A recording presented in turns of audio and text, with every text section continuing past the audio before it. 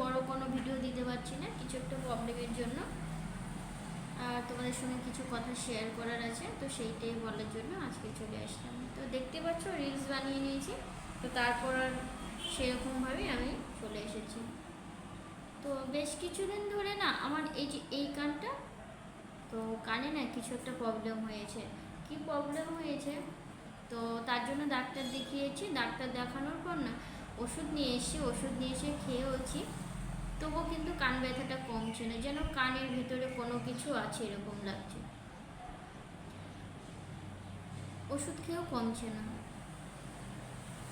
ভীষণভাবে ব্যথা করছে। আর জানি না এই কানটার ভিতরে কি হয়েছে। আমার জাস্ট এই কানটা ঠিক আছে, মানে এই কানটা বেশি প্রবলেম দিচ্ছে। আর যেন বাইরের কোনো আওয়াজ তো ভালো করে ক্লিয়ার শুনতে পাচ্ছি না, এরকম লাগছে।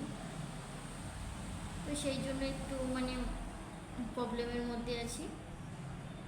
তো দেখা যাক।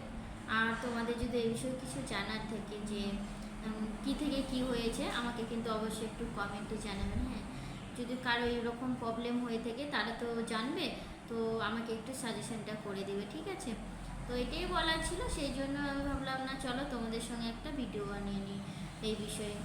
তো সেই তো বললাম যে কানটার জন্য আমি খুবই একটু প্রবলেমে আছি। যে আর জানোই তো শরীরের মধ্যে কোনো কিছুতে একটু অসুবিধা হলে তো তার কীরকম হয় তা তো আর বলার দরকার নেই।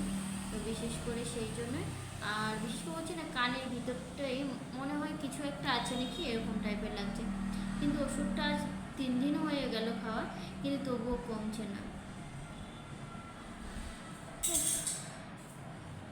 আর কিছুতেই তো ভালো লাগছে না।